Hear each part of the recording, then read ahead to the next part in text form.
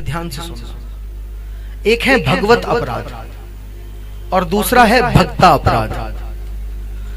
भगवत अपराध क्या है कि आप भगवान की निंदा करें, भगवान पर विश्वास ना रखें, भगवान की कथा में बैठ करके, मंदिर में बैठ करके और चर्चाओं को करते रहे,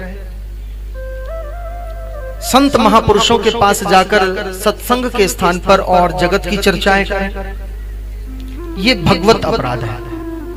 और भक्ता अपराध क्या है? भगवान के भक्तों के प्रति जो आप अपराध करते हो उसको भक्ता अपराध कहते हैं। जैसे किसी भक्त की निंदा कर देना, किसी भक्त का उपहास कर देना, किसी भक्त को अपना शत्रु मान लेना, किसी भक्त को लूटने का प्रयास करना, ये भक्ता अपराध है। और बंधुओं, मैं आज आपको स्पष्ट कर देना चाहता हूं कि भगवान भगवत अपराध को तो क्षमा कर देते हैं, लेकिन भक्ता अपराध को भगवान कभी क्षमा नहीं करते। भगवान कहते हैं एक बार को तू मेरे प्रति कुछ गलत करे तो मैं सहन कर जाऊंगा, लेकिन मेरे भक्त के प्रति कुछ तू गलत करेगा तो वो मैं स्वीकार कभी नहीं करूंगा। भगवान रोष खा जाते हैं, रुष्ट हो जाते हैं। और इसका प्रमाण है, एक बार जब हनुमान जी लंका में गए तो सीता जी की खोज करी, सीता जी के चरण छुए, कहा कि मैया अब मैंने आपको ढूंढ लिया है, अब आपको राम जी जल्द से जल्द आकर रावण की कैद से छुड़ा ले। सीता जी ने कहा हनुमान तू कितना भोला है, तुझे क्या लगता है कि राम जी को नहीं पता मैं रावण के अशोक वाटिका में बैठी हूं? पता है राम। बोले यदि राम जी को पता है तो फिर वो आते क्यों नहीं? बोले वो राम जी जानते हैं और दूसरा हम दो लोग जानते हैं। तो प्रभु ने कहा कि ठीक है मैया मेरे लिए आज्ञा करो।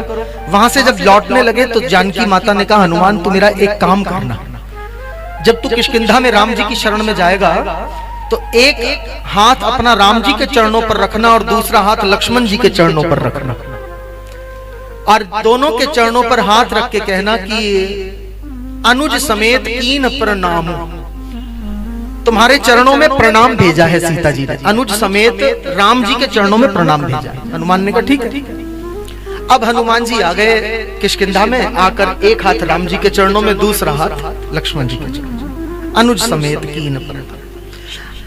जैसे ही लक्ष्मण को चरण छूकर प्रणाम किया और ये कहा कि सीता जी ने आप दोनों के चरणों में प्रणाम भेजा है, तो लक्ष्मण तो रोने लगा। लक्ष्मण ने कहा कि भैया ये माँ को क्या हो गया?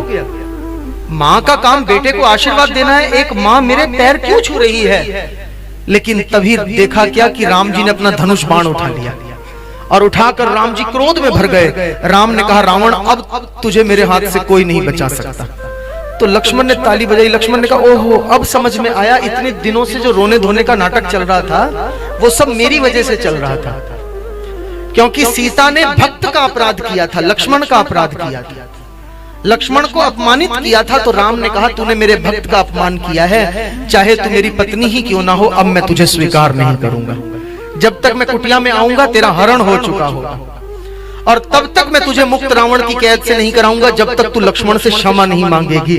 तो आज जैसे ही लक्ष्मण जैसे भक्त से सीता ने क्षमा मांगी तो भगवान ने कहा अब मैं तुझे मुक्त कराने के लिए आऊंगा। तो बंधुओं याद रखना, जब कोई भक्त के प्रति अपराध करता है, वो भगवान की पत्नी सीता ही क्यों ना हो, भगवान उसको भी दंड देने से चूकते नहीं है। फिर हमारी और तुम्हारी तो बात ही क्या है। इसलिए भगवत अपराध से भी सदैव बचना और भक्ता अपराध से भी सदैव बचना। भक्तों के प्रति भी कभी